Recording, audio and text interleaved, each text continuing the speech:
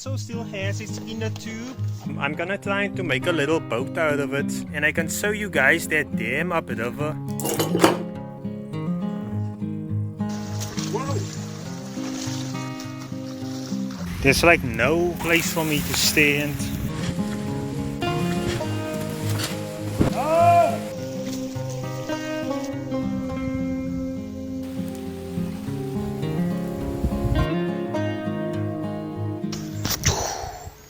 Welcome back everyone to another video. So today we're going to take this tube we got from that tractor tire and try to turn it into an electrical boat.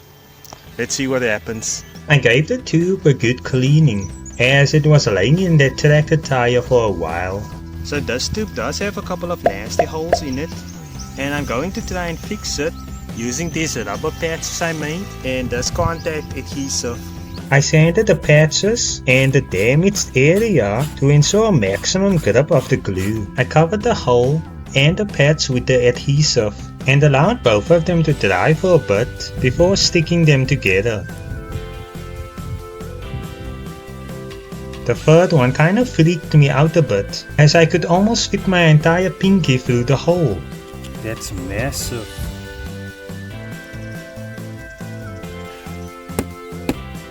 So another issue this tractor tube has is it doesn't have a valve.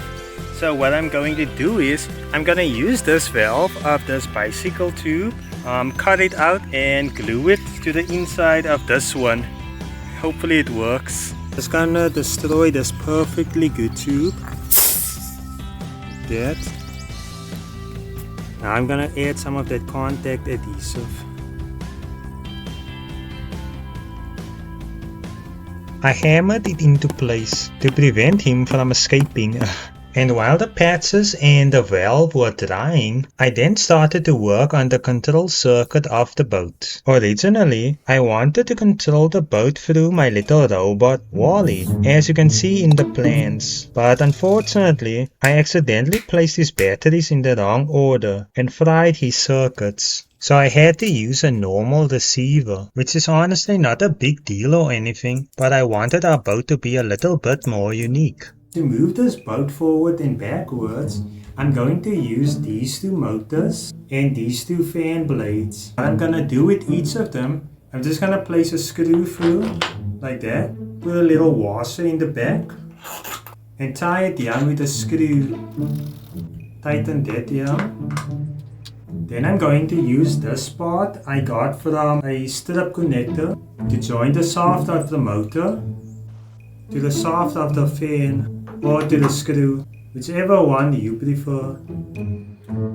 It's a little bit wobbly, so I may need to adjust it. Still a little bit wobbly, but it's fine. Or I hope it will be fine. I'm sort of scared this is gonna fly off when we actually get on the dam. But as long as it doesn't hit my face or anything, it would be fine. I then connected the circuits to the motors, plus the batteries, and got ready to do a little test. And the first test didn't exactly work, so I went over my diagram and saw that it was flawed. I drew up a new plan and rewired the circuits, and thankfully worked the second time around. I got this plastic container, heated up some hot glue, and glued the components inside of it to hopefully prevent water from making contact to the circuit. I made a few holes to allow the wires to get to the motors and the power source. And I know I should be practicing what I preach, but if you are going to insulate your wires, please use actual electrical insulation tape and not this papery stuff I'm using. But it is all I have at the moment, as it is that time of the month. Also, if you're feeling generous, please consider joining my Patreon, and it would just be a great help to help me complete these projects. The next day I got the tube inflated. These patches are holding up really well, though I could have done a neater job. I then started to measure and cut a platform for the motors and electronics to rest on, and I'm not sure why I decided to cut the wood inside of the tube, but please don't do this. So I didn't want the tube to get a splinter, so I gave the planks a good sanding and nailed the frame together. I was also curious to see if it would be able to hold my body weight. So far so good. Then I made some frames for the motors to be secured in. And if you are going to do this, please make sure you clamp down your workpiece.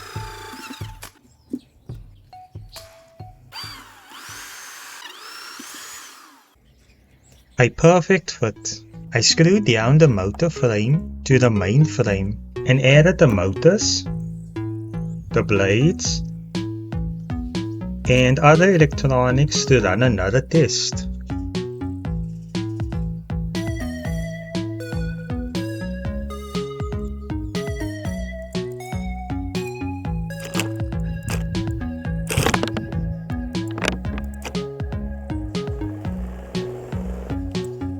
And I'm not gonna lie, that wobbling is really worrying me, but it's not something I can fix at the moment, so I just have to live with it. So this system is working really well, but I think I'm gonna change this battery to a solar panel to see if we can get some more power.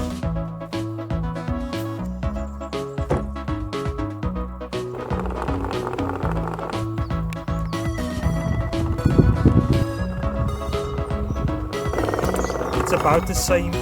I removed all the components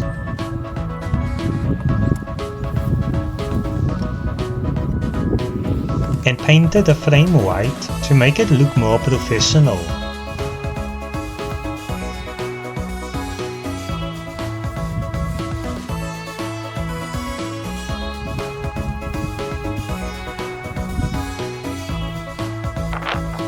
Well, I'm just gonna leave that base to dry for the rest of the day, and the next time you see me, we will most likely be up there in the dam, and well, it's gonna be a whole lot of fun.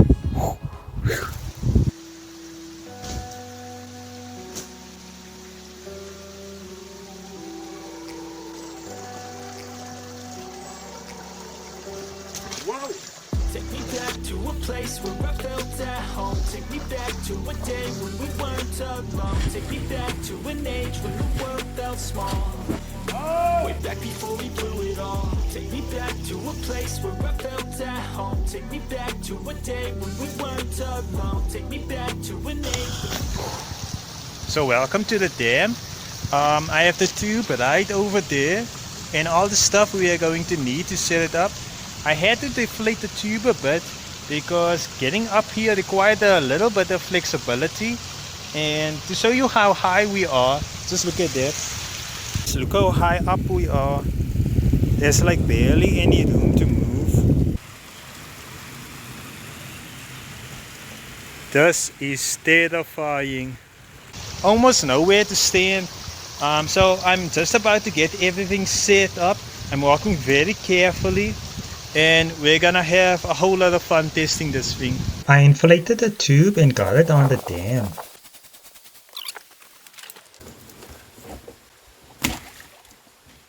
Then added the motors, blades, receiver and solar panel, and also added an antenna. And if you want to boost or increase the range of your RC controller, just add some tinfoil to the controller and the receiver of the antennas. I very carefully made my way to place the platform on the tube.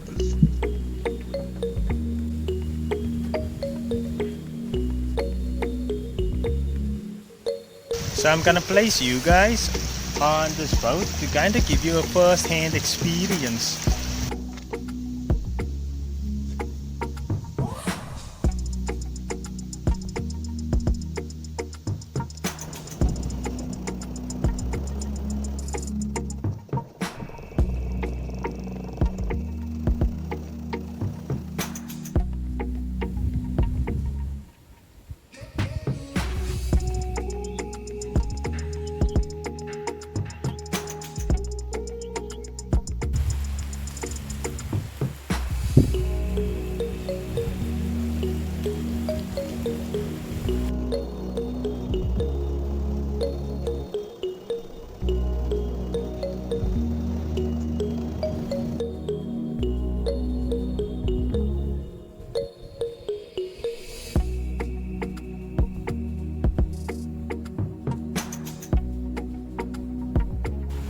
And I really tried my best to edit that last part to make it seem like the boat is working really well. I'm gonna try to get it back. But in reality, I had no control over this machine, as it would often get stuck where I would try to reverse it, but just didn't do anything. Luckily I tied a string to it to kind of pull it back in.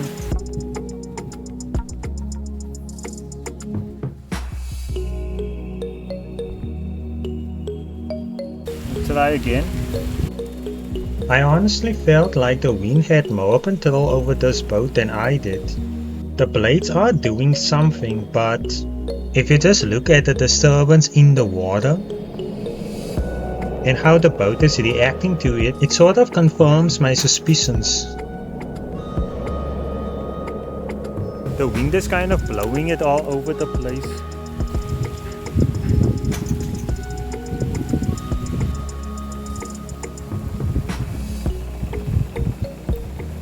So this little boat didn't do as well as I wanted, but I will try to improve it and I'll get back to you guys on that one. And I hope you at least got something out of the video. And until next time, I'll see you in the next video.